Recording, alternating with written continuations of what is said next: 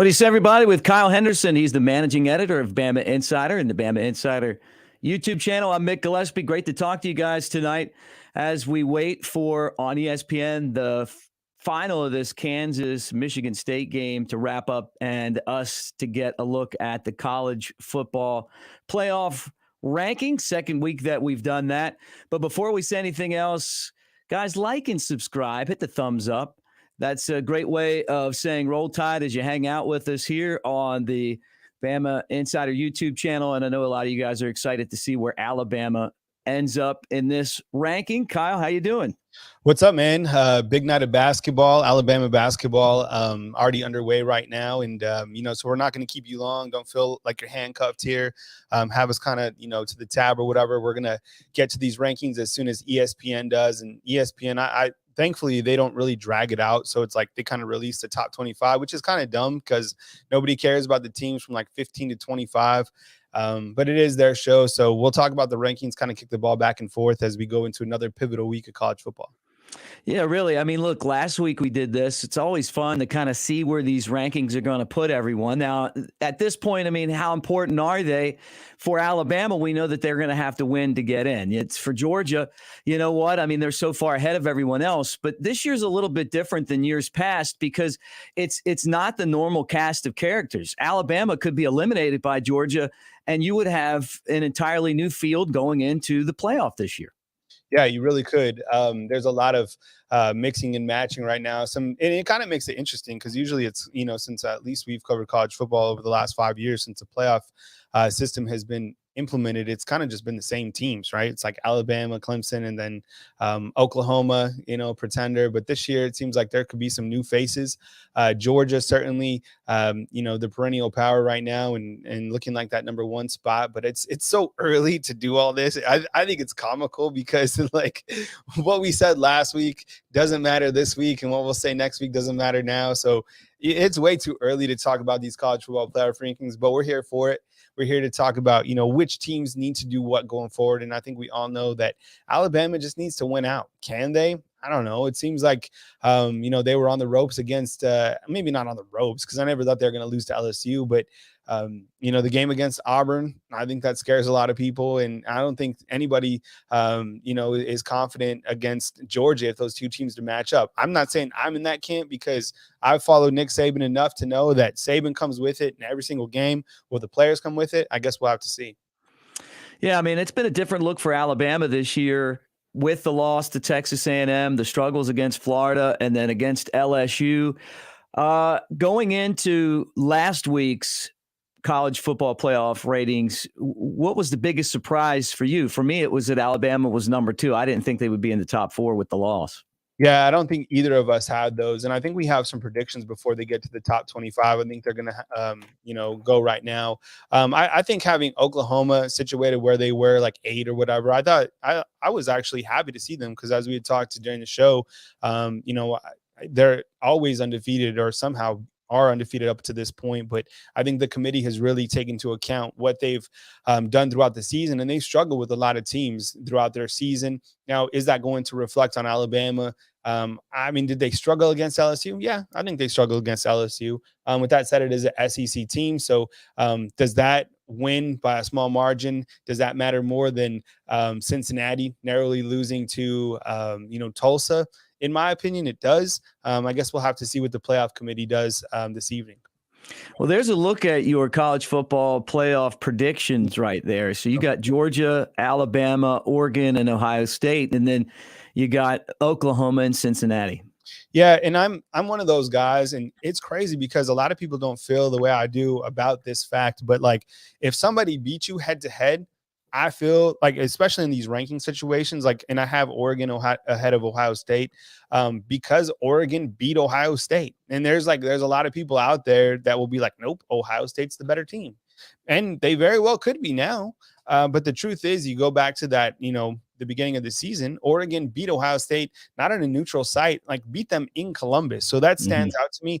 I still don't think Oregon is a top 4 team. So that's crazy. But who else is there, right? Michigan State and Coach Mel Tucker had an opportunity and they lost to Purdue. A lot of people called that upset. And now we're kind of left with these Power 5 programs. Then you have Oklahoma, who's still undefeated.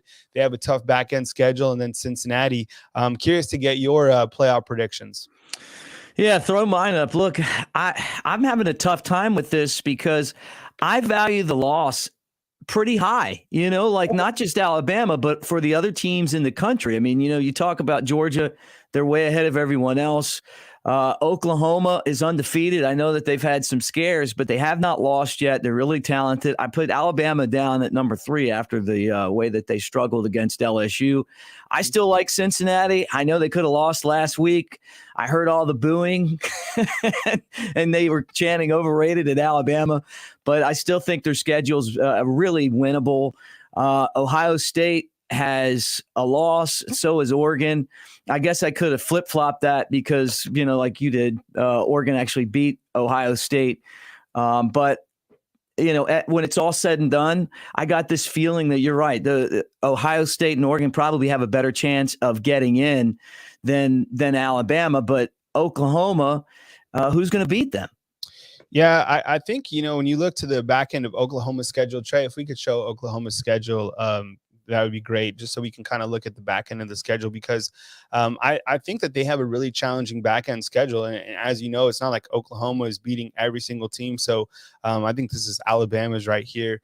And Alabama still has a difficult, stretch. I mean, they have, they play New Mexico State, I know, but Arkansas, I mean, who knows? And then I think they'll beat Arkansas handedly, but I thought they would beat LSU handedly. And then Auburn, I think, is going to be challenging. But I think when we look to the schedule of Oklahoma, the game against Oklahoma State there at the back end, I think that's going to be really difficult for them. And then the Big 12 championship, depending on who's there, I think that's going to be tough for Oklahoma to win out. So if Oklahoma is undefeated with their schedule, looks like you guys are having trouble locating. That was Georgia. Yeah, it's west of Texas, there in the Panhandle. So, but I think if Oklahoma finishes out undefeated, then 1,000,000% they deserve to be in the playoffs, considering the teams that are there now. I just don't feel that they're going to finish undefeated. So I guess we'll have to see. Cincinnati. Man, I think they have good players. I think that, it's an interesting team to talk about. Still not even close, man. But, curious to get your take on kind of the Sooners and if you think that they're going to make it. Well, look, they have a big game coming up with Baylor. And I think this is one of those games for them where they've kind of snuck by all of these other teams. This is going to be a team that can beat them. So you see what happens with that. How does that all translate? And then once you move past that, I don't know. I mean, I don't feel like that conference, the Big 12, has a whole lot. I mean, of course, they have the matchup with Oklahoma State, but that never seems to be an issue for them. They've dominated the series. As good as Oklahoma State's been this year. Remember, they were undefeated and they were one of the top teams in the country. And then they lost to Iowa State. So I feel like Baylor could be a tough game. Iowa State could be a tough game, and Oklahoma State could be a tough game. The Big 12 championship could be a tough game, but they always seem to find a way to win. Then they've been in the college football playoff. I don't know. I mean, look, we're talking about the same thing with Alabama, Kyle. Mm-hmm. Just skirting by, but it seems like Oklahoma just has easier teams to play, and maybe I'm wrong about that. I don't know. I mean, Baylor, they took Texas, to the woodshed, and then Iowa State. They have a very talented running back. And I think Iowa State and Oklahoma, they've played tight, the last couple of years. And then Oklahoma State, they're a good football team. And then the Big 12 championship, you got to think that they lose one of those games, if not 2 of those games, which is crazy. Wow. Pull up Cincinnati's schedule. As we can kind of take a larger grasp of Cincinnati. And I want to get your feedback, Mick, of course, but also inside the comment box, because, is Cincinnati's undefeated season and is their resume strong enough to get them into the playoff? Mick, you have Cincinnati currently in your top 4. I'm curious to get kind of more of your take on why a team outside of the Power 5 should make it. Yeah, it's a great question. And when you look at the schedule, that's the big problem that they have. They did have the victory at Notre Dame.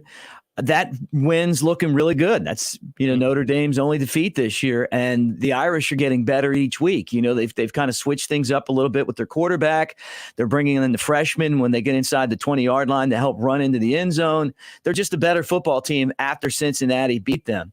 What does that mean when you look at the schedule? Compare that to what we just saw with Oklahoma. Yep. Oklahoma's got two teams that they're going to play that are highly ranked, Baylor and Oklahoma State. Mm-hmm. And so you win those ball games and you're going to bolt ahead of these guys. There's just nothing that Cincinnati can do about it.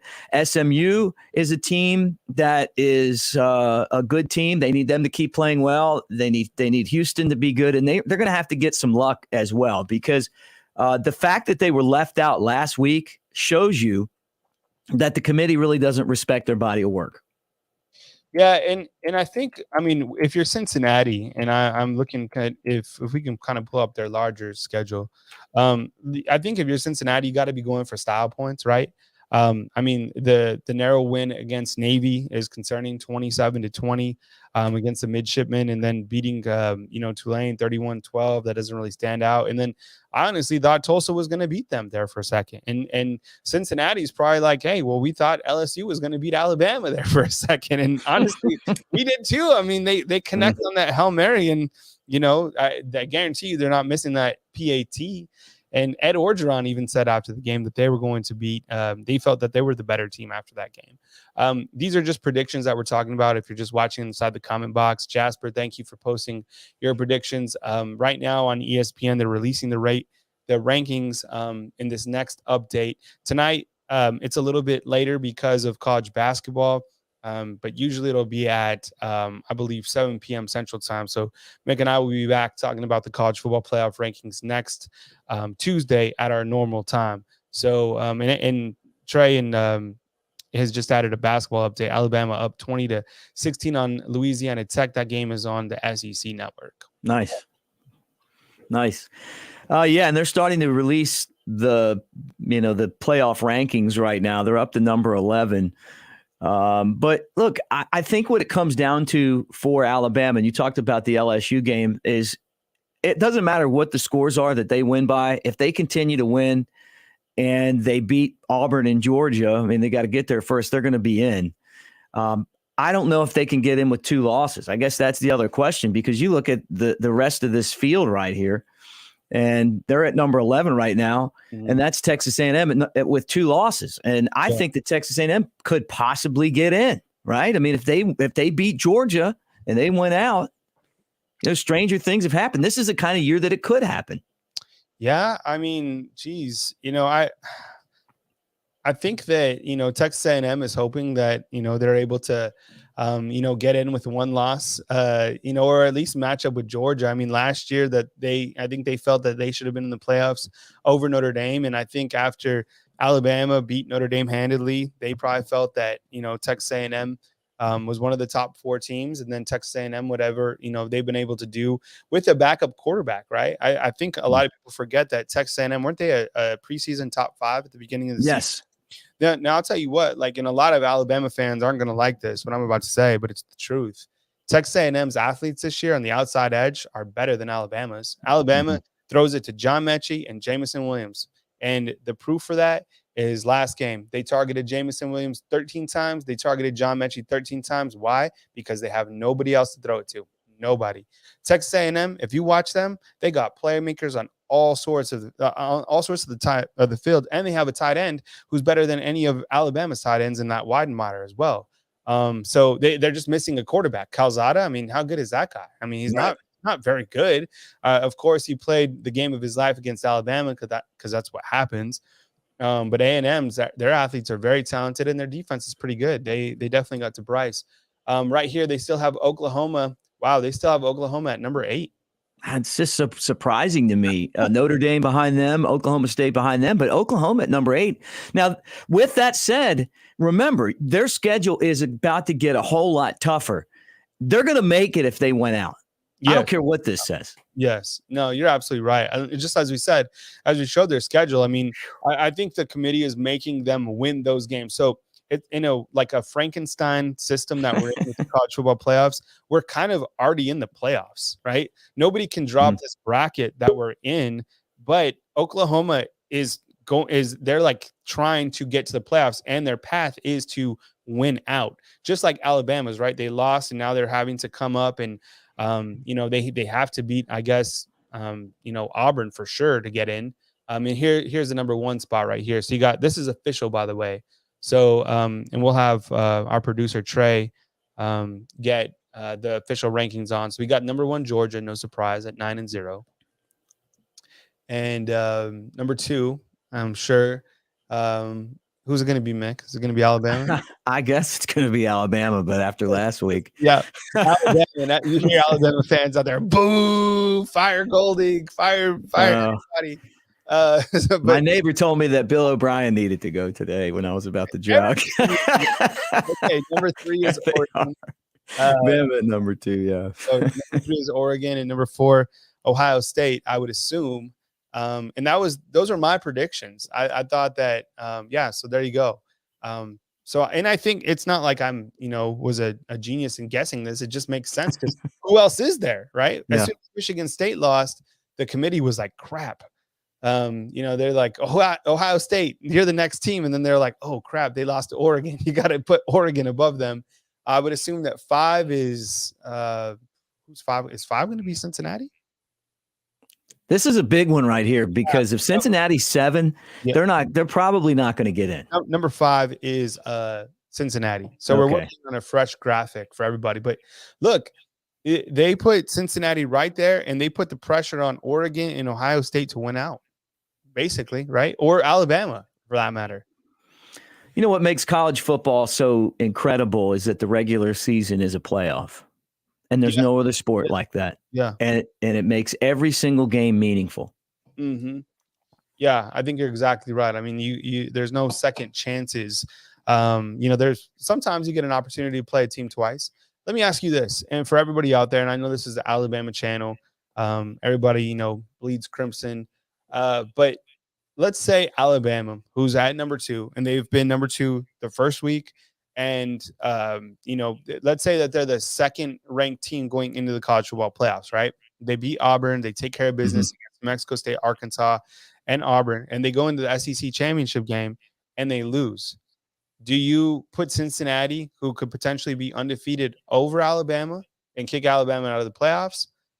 Or is Alabama still a top 4 team if they lose to Georgia?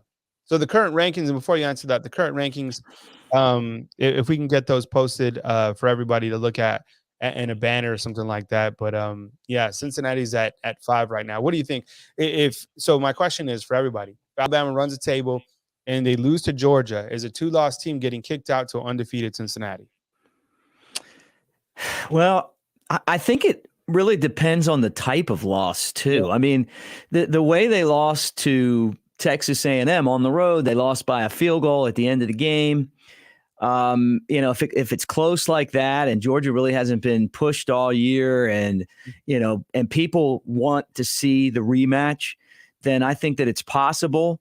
But I just feel like there's a backlash against Alabama and Clemson and some of the other teams that have been in a lot, where people want to, the committee's probably going to want to have new teams in there. Alabama's going to have Oregon lose. They're going to probably need Ohio State to lose another game. Maybe Cincinnati gets beaten and they're out. For them to have 2 losses and get in, they're going to need a lot of help. With that said, if there was ever a year for it, this is the year. Yeah, and I kind of disagree with that notion that the committee is tired of Alabama because of the fact that they might be tired of Alabama, but they're not tired of earning $1 million and millions and millions of dollars. And look, Alabama pays for every single college football program. There's college football. Do you ever see anybody else on ESPN? Honestly, no. You only hear from who? Saban. Right? Because Alabama is really the only college football team that matters to ESPN, because they know that the ratings that they generate, because everybody wants to see them lose, or everybody wants to, or the rest of the people are fans, right? I mean, look at the ratings. The ratings speak for itself. And do you really want to have Oregon and Cincinnati play in the playoffs? Right? I mean, not really. It's not that enticing because the West Coast doesn't care about college football the way that the Southeast does. So if you do have in some sort of matchup, Georgia and Alabama, the SEC championship, ESPN, they're going to get paid. And then if it's a close game, I still feel that a 2-loss Alabama team will get into the college football playoffs. And I'm saying that now is because they've already lost and they're still ahead of all these other teams within this list right here. Even an undefeated Cincinnati. Look, Cincinnati, I think they're a decent team. They're having a great year. Not really impressed with their overall resume. Notre Dame, they're a pretender every single year. I don't think they're really an elite football team. I don't think, like, everyone who thinks that Notre Dame's an elite football team is still living in like the 80s or the 90s. Like, that's not the same team anymore. You need to realize that Notre Dame is, above average if you really want the truth. So I think that a 2-loss Alabama team certainly gets in, unless they just get completely blown out by Georgia and it's like 42-0, then of course they don't deserve. But if Alabama beats New Mexico State, beats Arkansas, beats Auburn, and plays Georgia, and shoot, you know what? We're assuming that Georgia's just going to win no matter what. Dude, like, we're betting against Nick Saban right here, which sounds ridiculous because, Saban has beat Kirby Smart twice the last 2 times they played. Plus, Georgia hasn't won a title since what, 1980? Yeah. Let me ask you this, and this is the scenario that I feel comfortable with. I've said this before on different shows, and I'll say it to you. Going back to a 2-loss Alabama getting into the college football playoff as this thing progresses. They lose to Auburn. Texas A&M loses to LSU for say or someone. They beat Georgia in the SEC championship game. Is that an easier scenario for Alabama to get in as a 2-loss team? Yeah. Yeah, of course. I mean, that's, that makes a lot more sense. Just because Georgia has been really dominant. I mean, this Georgia team, everybody's afraid of this Georgia team, right? Remember, you remember the old movies, Mick, like Freddy Krueger, everybody's scared of him. Like, everybody is terrified of Georgia. Go to our Bama Insider message board. There's a post on there. I promise you. It's like, would you rather lose to Georgia or to Auburn? Like, I mean, it's like, good thing that these guys aren't coaching the team or aren't playing on the field, because like when you play sports and if you've ever been in any sort of athletics, you're not scared to play anybody. I'm not, right? Are you? Like, you step on the court and you're trying to win. You're trying to win the game. But I think a lot of these, a lot of fans, they're scared of Georgia. And I'm like, look, you have Coach Saban, you have Bryce Young, you have all these weapons on the outside, at least 2 weapons. You have Brian Robinson. I know he only had 6 yards, but who's that on? I still believe in this team. I think this team is very beatable, but it's also a Nick Saban coach team. When does Saban mess up? Right? He messes up like once a year. And he already did that, I guess, against Texas A&M. Yeah, I think that people have to remember, and I'm going to agree with you on this, on your point, is even before Saban got to Alabama, you go as far back as Alabama's had football, even their worst teams, they always seem to play up to the opponent. There's just something about that uniform and it jogs out on the field. Even when they got, destroyed by Clemson, they still had 500 yards of offense in the game. They still moved down the field. Tua just threw a lot of interceptions. They fell far behind and they were never able to catch back up. But it wasn't like they got just absolutely destroyed. They're going to play up to Georgia if they get that opportunity. If I was Georgia, the team that I would be most worried about is Alabama, because Alabama's just had their number. And until they actually lose to Georgia, they haven't lost to them. Yeah, I think you're exactly right. I mean, of course, if you ask Georgia or whatever, they're going to be like, oh, that's rat poison. We need to get the SEC. They don't want to play. Nobody wants to play Alabama. Nobody. I mean, everybody knows that the athletes that Alabama has within their team. Everybody knows that the potential that Alabama has. I know we keep saying this every single week. Alabama still hasn't played their best game. They might not. I mean, this team might just kind of scrape through and win a national championship. Can you imagine how pissed off people will be if this team wins a championship? They'd be like, damn it, like, Bill O'Brien's got to stay here. Pete Golding's going to stay here. They want a championship again. I honestly feel that they have more than enough firepower to win a championship again. I look, I know Stetson Bennett is playing well. That probably going to mean that JT Daniels hits the transfer portal, I would assume. I mean, maybe he's the best quarterback. I don't know. They have all those running backs or whatever, but I mean, I'm not giving up on Alabama the way that a lot of people are. I think this team is too talented. And I think that, if Bryce Young can stay upright and he's proven that he's tough, and this team's dangerous. The way that he extends plays is a nightmare for opposing defenses, and the way that Jameson Williams has added, kind of that speed on the outside. And John Mechie, I mean, we all know who the ball is going to. Every third down, guess what? It's no surprise going to John Mechie, but can you stop it? Right. Look at this list right here, Kyle. Tell me who you think is going to be the next one eliminated out of the top 6. Let's see. So not Georgia, maybe Alabama if they lose to Auburn, right? Let's see. Oregon, they play Oregon State. I mean, Oregon's, man, they got a great shot because they won their early playoff game against Ohio State, right? Mm-hmm. I guess, I mean, man, like you look at Ohio State, could Ohio State theoretically, I guess can you imagine if Michigan somehow beats Ohio State? I don't think they're going to do it. Ohio State, like what's crazy, and I know I said I'm a big proponent of if someone beats you head to head, they're better than you.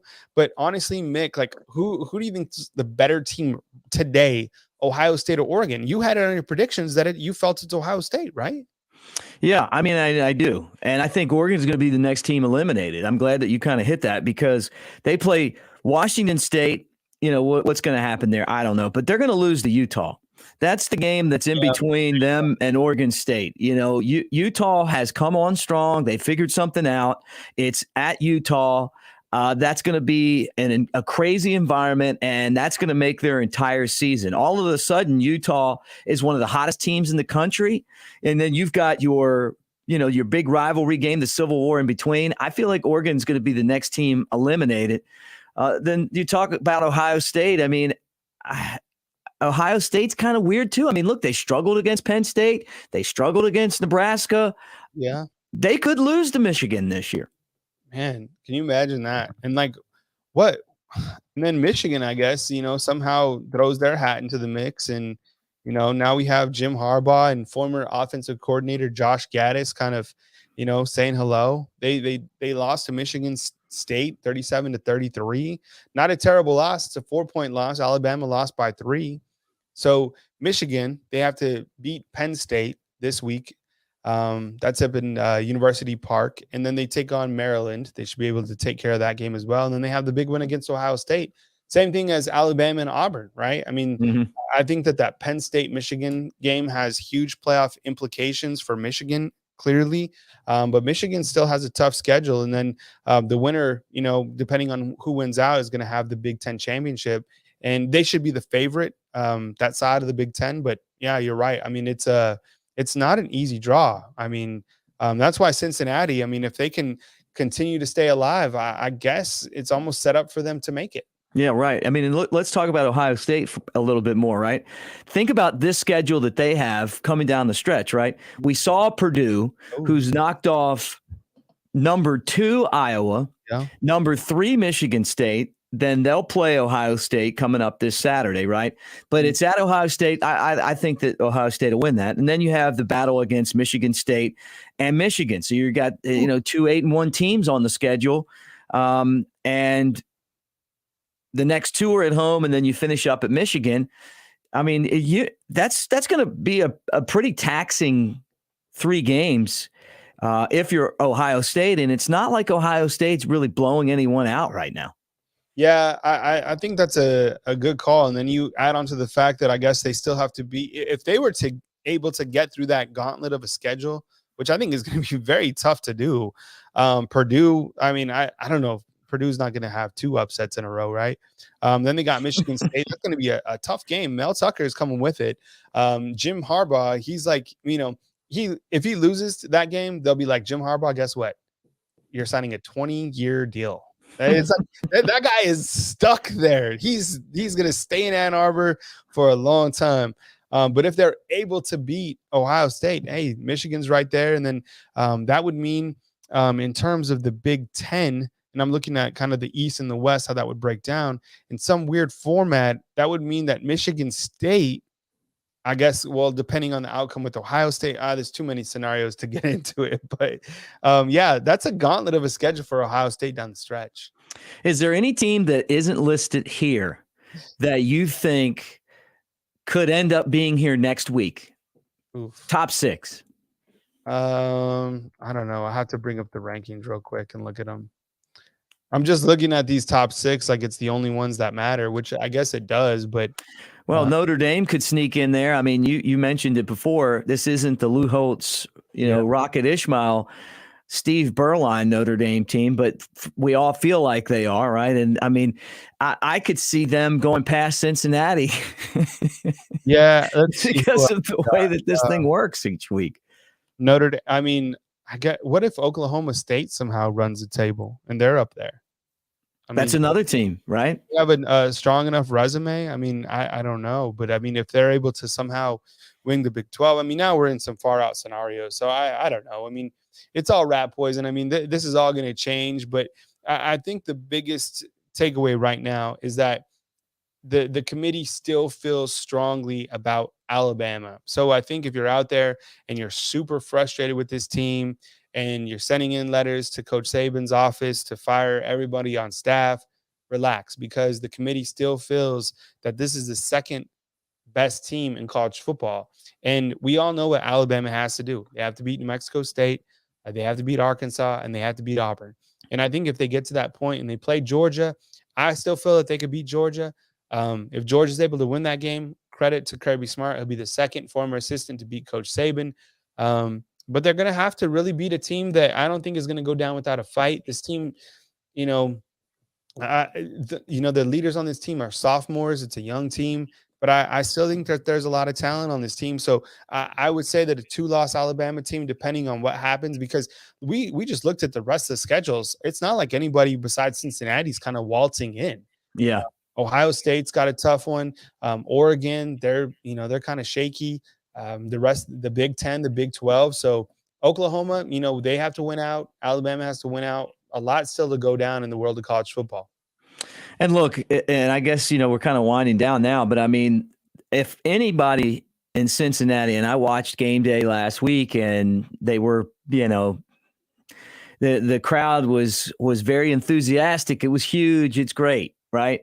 But when you're struggling to beat Tulsa, compared to the schedules that these other teams are playing, I mean, it just really isn't fair. I mean, even if SMU and Houston are ranked when you play them, Houston right now, 8-1, they're at 17, and SMU, trying to look right now, they're I don't even see them on here. So the bottom line is this: we went through the group here, and the teams that aren't listed that are in that group that we talked about, Michigan and Michigan State are both 8-1. They have a game with Ohio State coming up. So if they went out, they're going to shoot right to the top 4. Right. Oklahoma State, same thing. They're 8-1. They've lost one game. They've got to play Oklahoma, who's undefeated.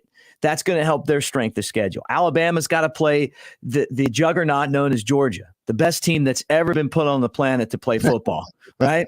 And they have to beat Auburn to get there, which is a game that worries me. But, at the end of the day, all of these teams have tough schedules. So Notre Dame sandwiched in there as well. And I guess that's really the last team that, they play Virginia, Georgia Tech, and Stanford. All right. Well, they don't have a tough schedule, but everyone else does.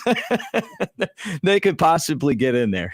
Who would have thought that Cincinnati and Notre Dame are going to be a rematch of a playoff game, right? It's like those two teams work their way in. So, yeah, a lot to think about clearly. But, for now, Alabama's number 2. So, take a deep breath and enjoy the ride. I didn't even see what the line is for this weekend's game. Is there even a line for New Mexico State? It was 51. Let me double check that right now for you, because you had asked that the other day, and I saw in the comment section here, kind of while we're on this, someone put on here that they wanted to know your best New Mexico State story. You're the only guy we know there, by the way, Kyle. Okay, so my best New Mexico State story. Okay, so I was all in college while everybody was like partying and hanging out or whatever, and we're about to wrap the show up. I was doing internships. So I used to work for a company called Student Sports. So I'll go around doing the Nike football training camps. And I got to, meet Tim Tebow, Andrew Luck when those guys were back in high school. So I was flying back, and I would have to fly in. I would fly all over the country when I was in college. I had a full-time. It wasn't a full-time job, but you get the drift. I would fly into El Paso because that's where the airport was, and I would drive from the El Paso airport to Las Cruces, probably about like a 45-minute drive, kind of like Birmingham to Tuscaloosa.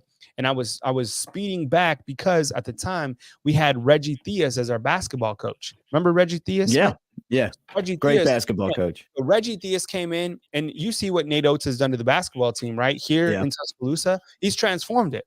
And Reggie Theus did the exact same thing. New Mexico State's always had a really good basketball program, but Reggie Theus used to come out. He would go to the bars. He wouldn't drink or anything, but he was just like all about the students, and he built up this tremendous student section. So New Mexico State is playing Nevada. Nevada is a top 10 team. Remember, Nevada, the Wolfpack, they've always had a really good team.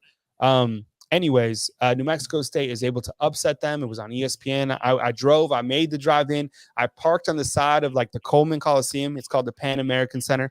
I parked my truck on the side.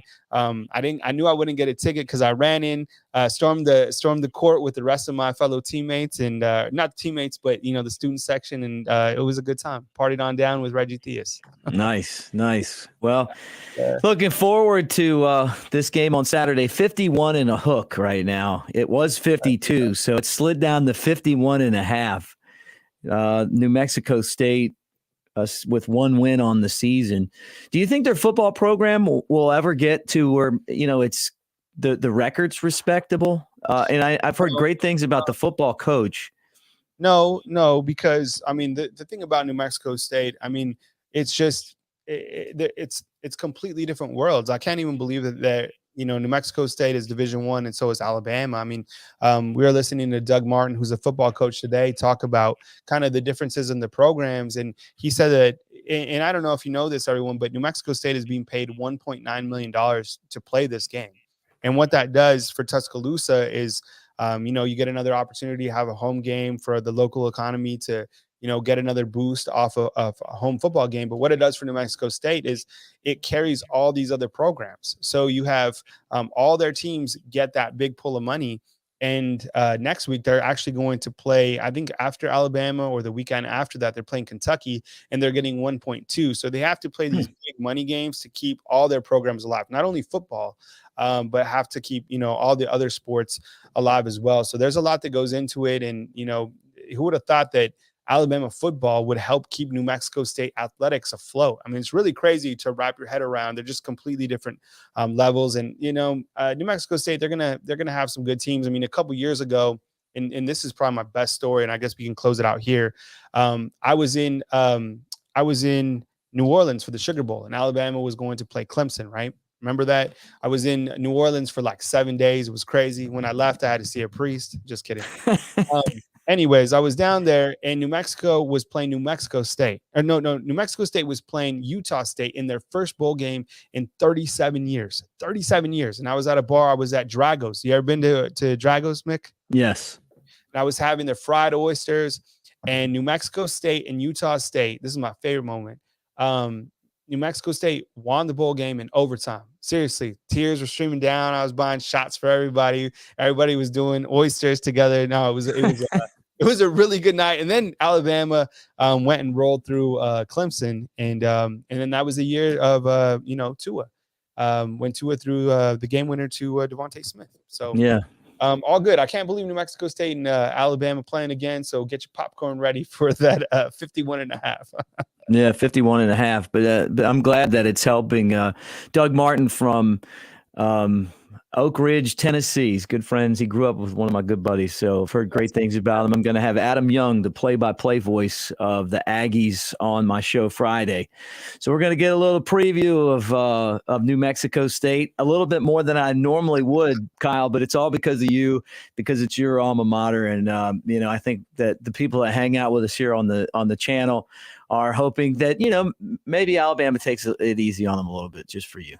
Yes, and as we close up the show, go watch your Crimson Tide. I mean, they're up right now 46-31 on Louisiana Tech. Go watch JD Davison throw down some monster slams and enjoy some good old basketball. They did a great job honoring the late Cameron Ratliff tonight, and saw a pretty cool plaque that they put on his seat. It said Fluff, a little bio, and kind of had a picture of him in the plaid. Really nicely done, Alabama. Yeah, man, we miss him a lot. That's just not the same without him. All right. Well, look, as you guys go on with your night, make sure that you like and subscribe. We appreciate you being here. As always, a very busy Tuesday for us here on the Bama Insider YouTube channel. Anything that you need to know about Alabama, we got you covered. BamaInsider.com. Andrew Bone handles recruiting. You can, if you didn't watch it earlier today, go back and check out the show with he and Trey Yanity when they talk about all the latest as far as Alabama recruiting is concerned. And don't forget, tomorrow you can pick the score. You're going to take Alabama to cover. Oh, maybe they won't cover the 51.5. Maybe they will. Well, you can do that with Trey and Kyle tomorrow night right here on the Bama Insider YouTube channel. That is at 6 o'clock. Then, of course, our show Friday night from Innisfree, the tailgate show, is from 6 to 8. And on Saturday after the game, we'll be at Westgate Luxury Condominiums on the roof. We'll be doing it there afterwards. And we got a ton of stuff other than that as well. And then make sure you check out the site for all the latest news. Did I miss anything, Kyle? I think you're good. Jay's on board, and he's like, "Sorry, I'm late to the show. Did they fire Bill O'Brien yet?" then he's like, "Oh, Doug Marrone could help him pack." Hey, Jay, Alabama's still ranked number 2, so I think Saban's keeping everybody on board for right now. But we appreciate you guys. You guys have a good rest of the week, and we'll catch you soon back at Bama Insider. All right, thanks for watching.